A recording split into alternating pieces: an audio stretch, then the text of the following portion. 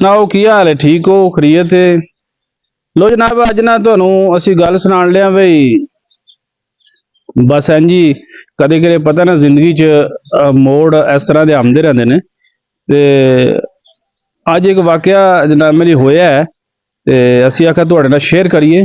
ਬਈ ਔਰਤ ਦਾ ਜਿਹੜਾ ਨਾ ਉਹ ਖੁਰੀ ਪਿੱਛੇ ਮੱਤ ਹੈ। ਬੜੀ ਪੁਰਾਣੀ ਕਹਾਵਤ ਹੈ ਕਿ ਜਨਾਬ ਮੇਰੀ ਜਿਹੜਾ ਨਾ ਇਹ ਦਿਮਾਗੋਂ ਪੈਦਲ ਹੁੰਦੀ ਹੈ। ਇਹਦੇ ਫੈਸਲੇ ਬੜੇ ਜਜ਼ਬਾਤੀ ਹੁੰਦੇ ਨੇ। ਉਹ ਬਾਅਦ ਦੇ ਵਿੱਚ ਪਛਤਾਵੇ ਤੋਂ ਇਲਾਵਾ ਨਾ ਇਹਦੇ ਕੋਲ ਕੋਈ ਗੱਲ ਨਹੀਂ ਹੁੰਦੀ ਕਿ ਬਈ ਸੋਚਦੀ ਹੈ, ਲੇਕਿਨ ਉਦੋਂ ਜਦੋਂ ਜਨਾਬ ਮੇਰੀ ਕੁੱਲੀ ਦਾ ਕੱਖ ਨਾ ਰੋਵੇ, ਠੀਕ ਹੈ ਨਾ। ਤੇ ਫਿਰ ਉਹਦੇ ਕੋਲੇ ਜਨਾਬ ਮੇਰੀ ਬੜੇ ਮਾੜੇ ਡੰਗ ਵੀ ਇਹ ਦੇਖਦੀ ਹੈ, ਲੇਕਿਨ ਮੁੜਦੀ ਨਹੀਂ ਫਿਰ ਵੀ। ਖੈਰ ਮੈਂ ਤੁਹਾਨੂੰ ਨਾ ਗੱਲ ਸੁਣਾ ਰਿਹਾ ਵੀ ਇੱਕ ਔਰਤ ਸੀ, ਉਹਨੇ ਜਨਾਬ ਮੇਰੀ ਬੜੀ ਕੋਸ਼ਿਸ਼ ਕੀਤੀ।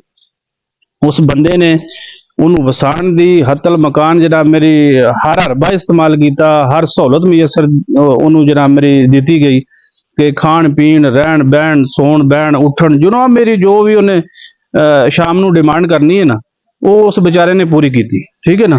ਤੇ ਮਹੀਨੇ ਵਾਲੇ ਦਿਨ ਵੀ ਜਨਾਬ ਮੇਰੀ ਖਰਚਾ ਖੁਰਚਾ, ਔਰ ਉਸ ਤੋਂ ਬਾਅਦ ਬੱਚਿਆਂ ਦਾ ਵੀ ਹਰ ਚੀਜ਼। ਮੈਂ ਕਹਿੰਦਾ ਵੀ ਅੱਲਾਹ ਤਾਲਾ ਦੀਆਂ ਇੰਨੀਆਂ ਅਗਰ ਨੇਮਤਾਂ ਸੀ ਵੀ ਬਿਆਨ ਨਹੀਂ ਕਰ ਸਕਦੇ। ਉਹਦੇ ਬਾਵਜੂਦ ਉਹ ਤੰਗ ਸੀ। ਹੁਣ ਉਹਦੀ ਤੰਗੀ ਦੀ ਵਜ੍ਹਾ ਉਹਨੂੰ ਪੁੱਛੀਏ ਵੀ ਕਿਹੜੀ ਹੈ, ਤੇ ਉਹਦੇ ਕੋਲੇ ਕੋਈ ਖਾਤਰ ਹਾਂ ਬਿਆਨ ਨਹੀਂ ਸੀ ਹੈ ਵੀ ਕਿ ਵੀ ਮੈਂ ਇਸ ਵਜ੍ਹਾ ਨਾਲ ਤੰਗ। ਤੇ ਬਸ ਉਹ ਕਹਿੰਦੀ ਨਹੀਂ, ਮੈਨੂੰ ਨਾ ਜਨਾਬ ਮੇਰਾ ਗੁਜ਼ਾਰਾ ਨਹੀਂ। ਠੀਕ ਹੈ ਜੀ, ਬਈ ਤੇਰਾ ਗੁਜ਼ਾਰਾ ਕਿਸ ਚੀਜ਼ ਨਾਲ ਹੁੰਦਾ ਹੈ? ਉਹ ਚੀਜ਼ ਜਨਾਬ ਮੇਰੀ ਲਿਆ ਦਿੰਦੇ ਆ। ਇਹ ਨਹੀਂ ਜਿਹੜਾ ਨਾ ਮੈਨੂੰ ਇਹਦੇ ਕੋਲੋਂ ਨਾ ਤਲਾਕ ਚਾਹੀਦੀ ਹੈ, ਠੀਕ ਹੈ ਨਾ, ਡਿਵੋਰਸ ਚਾਹੀਦੀ ਹੈ। ਉਸ ਬੰਦੇ ਨੇ ਬੜੀ ਜਨਾਬ ਮੇਰੀ ਉਹਦਾ ਤਰਲਾ ਲਿਆ, ਕੋਈ ਦੋ ਬੰਦੇ ਵੀ ਵਿੱਚ ਜਨਾਬ ਮੇਰੀ ਕਿ ਬਈ ਇੰਜ ਨਾ ਕਰੇ। लेकिन उन्हें क्या नहीं, मनु जी तलाक चाहिए, मेरा अल्लाह मालक है, मैं ये कर देंगी वो कर देंगी।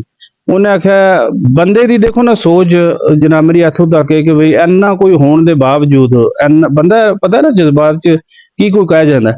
तो उन्हें कहा नहीं कोई गल नहीं, तुसी इस तरह करो, इनू टाइम दिओ, इनू कोई 10 दिन का टाइम दिओ। कहे नहीं नहीं मैं फैसला कर लिया। उन्हें आख्या बीबी तू तो फैसला कर लिया, लेकिन ये 3 बच्चे ने नाल 4, इन्हां दा की करना ही, ते अहे मैं नाल लैके जाने, 4 बच्चे मैं नाल खड़ने। उन्हें आख्या तू नाल भी लै जा, फिर भी तैनूं असीं 10 दिन का टाइम दिंदे। लेकिन उन्हें कहा नहीं मैनूं टाइम नहीं चाहिए।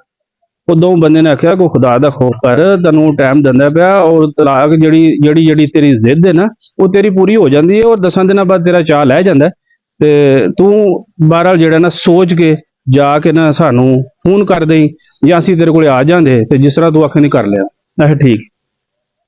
लो जी बच्चे लैके घरों टुर गई। बच्चे उंगली लाए हैं सिर ते पोटड़ी, ते जनाब मेरी किड्डा वड्डा फैसला करके इथों निकलदी पई। ते राह च गई है, ते उत्थे जाके जनाब मेरी उन्हें देखा कि ये भी एक घर दे विचों ना एक औरत दी आवाज़ आंदी है पई, और वो औरत बड़े आवाज़ जोर नाल जनाब मेरी जिहड़ी कि गली च भी आवाज़ आंदी सी पई, वो यह गल कहंदी सी पई कि बई जिहड़ा ना या अल्लाह तेरियां किन्नियां नेमतां ने कि बई किन्नियां सहूलतां तू दित्तियां ने, ते या अल्लाह औलाद ही दे दे। साडे विआह नूं 8 साल हो गए ने, 7 साल हो गए ने, ते साडे कोल औलाद नहीं है भी, लेकिन तू सब कोई दिता है, लेकिन या अल्लाह औलाद दे दे।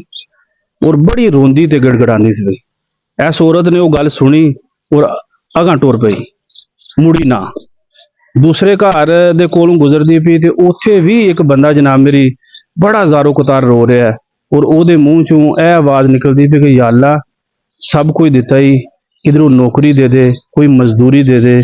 ਸਾਡੇ ਘਰ ਤੇ ਭੁੱਖ ਤੇ ਫਾਕਿਆਂ ਦੇ ਜਨਾਬ ਮੇਰੀ ਜ਼ੋਰ ਹੈ, ਬਈ ਇੱਕ ਦਿਨ ਖਾਣੇ ਆ ਤੇ 2 ਦਿਨ ਜਿਹੜਾ ਉਹ ਲੂਣ ਮਿਰਚ ਨਾਲ। ਇਸ ਬੀਬੀ ਨੂੰ ਫਿਰ ਵੀ ਰਹਿਮ ਨਹੀਂ ਆਇਆ। ਤੀਸਰੇ ਘਰ ਜਾਂਦੀ ਏ, ਤੇ ਉੱਥੇ ਵੀ ਜਨਾਬ ਮੇਰੀ ਇੱਕ 2 ਬੀਬੀਆਂ ਜਨਾਬ ਮੇਰੀ ਆਪੋ ਵਿੱਚ ਹੀ ਬਹਿ ਕੇ ਤੇ ਬੜੀਆਂ ਪਰੇਸ਼ਾਨ, ਔਰ ਬੜੀਆਂ ਜਨਾਬ ਮੇਰੀ ਜਿਹੜਾ ਨਾ ਕਰਦੀਆਂ ਸੀ ਪਈਆਂ ਗੱਲਾਂ ਬਾਤਾਂ ਆਪੋ ਵਿੱਚ ਹੀ। ਔਰ ਗਲੀ 'ਚ ਪਹੁੰਚੀ ਨਿਆਣੇ ਲੈ ਕੇ।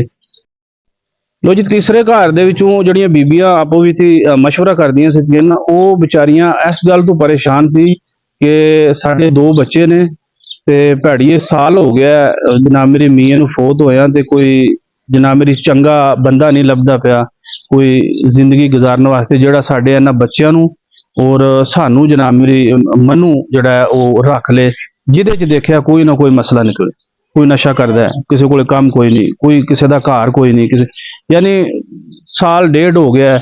ਅਸੀਂ ਸਾਰੀ ਕੋਸ਼ਿਸ਼ ਕੀਤੀ ਹੈ ਲੇਕਿन ਕੋਈ ਅੱਛਾ ਜੀਵਨ ਸਾਥੀ ਨਹੀਂ ਲੱਗਾ। ਇਸ ਸੂਰਤ ਦੇ ਉੱਥੋਂ ਤੜੀ ਜਾਂਦੇ ਆ, ਇਹਨੂੰ 10 ਦਿਨ ਦਾ ਟਾਈਮ ਦਿੰਦੇ ਪਏ, 10 ਮਿੰਟ ਦਾ ਨਹੀਂ ਸੀ ਲੈਂਦੀ ਪਈ। ਇਹ ਸਮਝ ਲਓ ਆਪਣੇ ਘਰੋਂ ਨਿਕਲੀਏ ਤੇ ਉੱਥੋਂ ਤੜੀ ਜਾਂਦਿਆਂ ਨੂੰ 10 ਮਿੰਟ ਲੱਗੇ ਹੋਣੇ ਨੇ, 20 ਲੱਗੇ ਹੋਣੇ ਨੇ। ਇਹ ਅੱਧੇ ਘੰਟੇ ਬਾਅਦ ਵਾਪਸ ਆਈਏ ਤੇ ਜਣੇ ਨੂੰ ਕਹਿੰਦੀ ਹੈ ਵੀ ਖੁਦਾ ਵਾਸਤੇ ਇੱਕ ਵਾਰੀ ਮਾਫੀ ਦੇ ਦੇ, ਮੈਨੂੰ ਤੇ ਇਹਨਾਂ ਗੱਲਾਂ ਦਾ ਪਤਾ ਹੀ ਕੋਈ ਨਹੀਂ ਸੀ। ਉਹਨੇ ਕਿਹਾ ਤੇਰੇ ਕੋਲ ਅੱਲਾ ਦੀਆਂ ਐਨੀਆਂ ਕਰ ਨੇਮਤਾਂ ਨੇ, ਖਾਣ ਨੂੰ, ਪੀਣ ਨੂੰ, ਪਹਿਨਣ ਨੂੰ, ਔਲਾਦ, ਮਕਾਨ, ਹਰ ਚੀਜ਼ ਦੇ ਬਾਵਜੂਦ ਤੈਨੂੰ ਪਤਾ ਨਹੀਂ ਕਿਹੜੀ ਸ਼ੈ ਨਹੀਂ ਖਿਲਾਉਣ ਦਿੰਦੀ। ਤੇ ਇਹਨੂੰ ਵਸਬ ਆਉਂਦਾ, ਲੇਕਿਨ ਜਨਾਬ ਮੇਰੇ ਉਦੋਂ ਜਦੋਂ ਸਮਝ ਲਓ ਜੇ ਅਗਰ ਉਸ ਵਕਤ ਉਹ ਬੰਦਾ ਇਹ ਫੈਸਲਾ ਦੇ ਸਕਦਾ ਤੇ ਫਿਰ ਇਹਦੇ ਕੋਲੇ ਉਹਨਾਂ ਬੀਬੀਆਂ ਦੀ ਤਰ੍ਹਾਂ ਪਛਤਾਵੇ ਤੋਂ ਇਲਾਵਾ, ਹਾਲਾਂਕਿ ਉਹ ਵਿਚਾਰੀਆਂ ਪਛਤਾ ਤੇ ਨਹੀਂ ਰਹੀਆਂ ਸੀ, ਉਹ ਤੇ ਕੁਦਰਤੀ ਅਮਲ ਸੀ ਨਾ। ਦੇਖੋ ਜਿਹੜੀਆਂ ਦੋ ਪਹਿਲੀਆਂ ਸਨ ਉਹ ਤੇ ਅੱਲਾ ਦੇ ਕੋਲੇ ਸਾਰੀ ਗੱਲ ਸੀ, ਬਲਕਿ ਤੀਸਰੀ ਜਿਹੜੀ ਕਹਿ ਰਹੀ ਸੀ ਕਿ ਕੋਈ ਅੱਛਾ ਜੀਵਨ ਸਾਥੀ ਲੱਭ ਜੇ, ਉਹ ਵੀ ਤੇ ਅੱਲਾ ਕੋਲ ਹੀ ਮੰਗ ਰਹੀ ਸੀ। ਯਾਨੀ ਅੱਲਾ ਕੇ ਸਾਰੇ ਤਰਲੇ ਨੇ, ਲੇਕਿਨ ਜਿਨ੍ਹਾਂ ਕੋਲੇ ਸਭ ਕੁਝ ਹੈ ਉਹਨਾਂ ਕੋਲੇ ਸਵਾਏ ਗਿਲਿਆਜ਼ਾਰੀ ਦੇ ਔਰ ਜਨਾਬ ਮੇਰੀ ਪਤਾ ਨਹੀਂ ਉਹਨਾਂ ਨੂੰ ਕਿਹੜਾ ਗਮੰਡ ਜਿਹੜਾ ਨਾ, ਉਹ ਕਿਹੜੀ ਚੀਜ਼ ਉਹਨਾਂ ਨੂੰ ਖਲੋਣ ਨਹੀਂ ਦਿੰਦੀ। ਲੋ ਅੱਲਾ ਦੇ ਵਾਲੇ ਸਾਡੇ ਇਸ ਚੈਨਲ ਨੂੰ ਸਬਸਕ੍ਰਾਈਬ ਕਰੋ, ਅਸੀਂ ਇਨਸ਼ਾਅੱਲਾ ਤੁਹਾਡੀ ਜਨਾਬ ਮੇਰੀ ਸਲਾਹ ਕਰਾਂਗੇ ਔਰ ਹਰ ਕਿਸਮ ਦੇ ਅੱਛੇ ਤੋਂ ਅੱਛੇ ਮਸ਼ਵਰੇ ਦੇਣ ਦੀ ਕੋਸ਼ਿਸ਼ ਕਰਾਂਗੇ। ਮਾਸਲਾਮ।